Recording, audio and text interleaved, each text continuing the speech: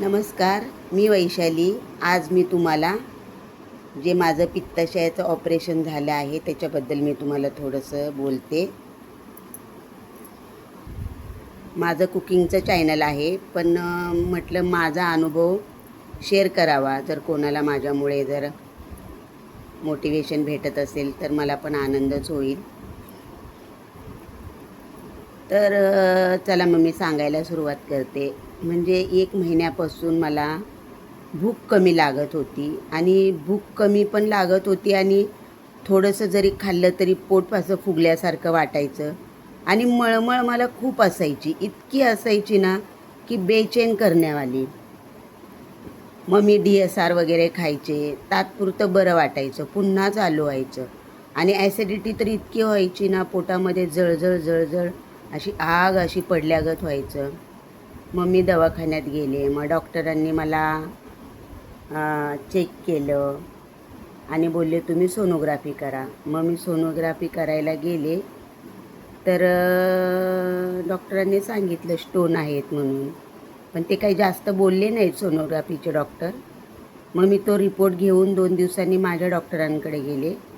मग ते बोलले की तुम्हाला पित्ताशयामध्ये खडे आहेत. तर मी बोलले की ऑपरेशन करावं लागेल असं बोलले. तर मी म्हटलं डॉक्टर ऑपरेशन कशाला ना, की मला गोळ्यांनी वगैरे फरक नाही का पडणार? तर ते बोलले नाही पडणार, तुम्हाला ऑपरेशनच करावं लागेल. तर माझे काही जास्त खडे नव्हते पित्ताशयामध्ये, फक्त 2च होते आणि ते पण 5 mm होते. पण मला त्रास होत होता म्हणून डॉक्टर बोलले की तुम्हाला ऑपरेशन करावं लागेल. आता ऑपरेशन म्हटल्यावर मी तर खूप घाबरले. पण घाबरले मग मी असेच डॉक्टरांनी मग मला बोलले की आणि त्याच्यामध्ये मला थायरॉईड पण होता. मग डॉक्टर बोलले की आणि थायरॉईड माझा वाढलेला होता. मग मला थायरॉईडवर डोस वाढवला माझा औषधांचा, म्हणजे मला व्यवस्थित केला माझा थायरॉईड. आणि मग मी ऑपरेशनला तयार झाले. मी म्हटलं जाऊ दे, आज ना उद्या कधीतरी करायचंच आहे.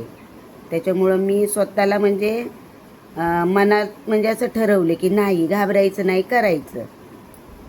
तर आणि यूट्यूबला पण व्हिडिओ बघितले.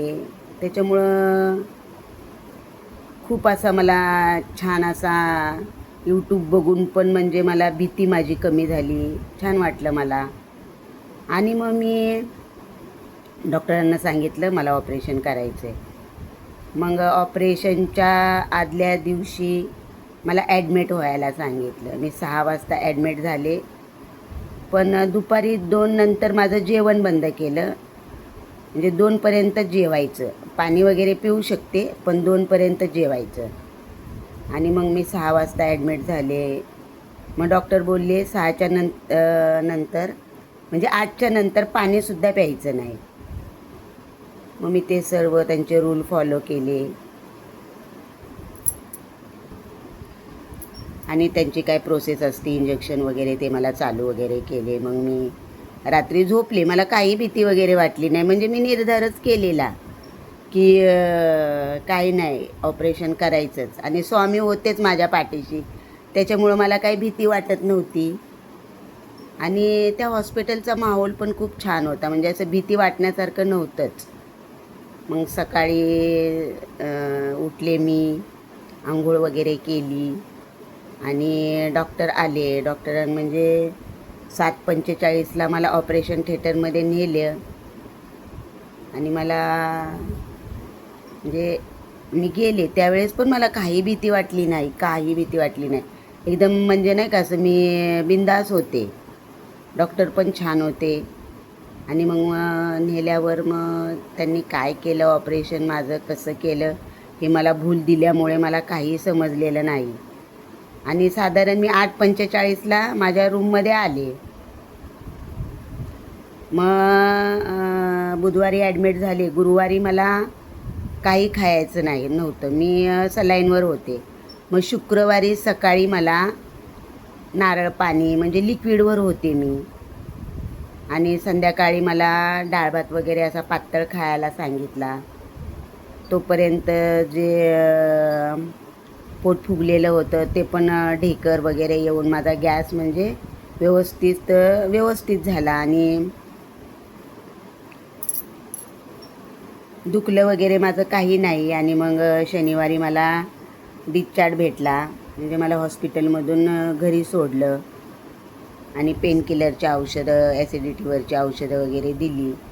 डॉक्टर बोलले जर दुखलं तर तुम्ही गोळी घ्या, पण माझं काही दुखलं वगैरे नाही. त्यांनी एक पट्टी पण लावलेली की दुखणं कमी होण्याची, त्याच्यामुळं माझं काही दुखलं नाही, काही नाही. मग मी घरी आल्यावर जोपर्यंत माझे टाके आहेत तोपर्यंत मी म्हणजे असं काही घरातलं काम वगैरे काही जास्त केलं नाही. नॉर्मल असं भात वगैरे करत होते, पण मी जास्त काही काम केलं नाही टाके काढत तोपर्यंत, म्हणजे आराम केला. आणि त्या पिरियडमध्ये मी खिचडी भात म्हणजे एकदम थोडंसं तेल, त्याच्यामध्ये कांदा नाही, लसूण नाही, आलं नाही, मसाला एकदम म्हणजे नकळत असा थोडासा एकदम, आणि थोडंसं तेल, जिरा राईची फोडणी, आणि एकदम असं हलकं जेवण घेत होते मी. त्याच्यामुळं मला गॅस वगैरे काय व्हायचा नाही, पोटात दुखायचं नाही, उलटी व्हायचं नाही. खूप छान म्हणजे असं मॅनेज केलं मी. आणि संध्याकाळच्या जेवणामध्ये मी हिरवे मूग असतात ते भिजायला घालायचे, आणि हिरवे मूग भिजत घालून त्याला थोडंसं तेल, एकदम थोडंसं तेल टाकून जिरं मोहरीची फोडणी द्यायचे, थोडा कढीपत्ता टाकायचे आणि मीठ हळद टाकून ते करायचे. एक भाकरी असायची, त्याच्यामधली मी अर्धी भाकरी खायचे, चुरून खायचे एकदम अशी पातळ करून. त्याच्यामुळं मला पचायला पण बरं वाटायचं, म्हणजे छान वाटायचं, असं त्रास व्हायचा नाही. अंडं खाल्लं तर त्याच्यातलं पिवळं खायचे नाही, फक्त सफेद खायचे.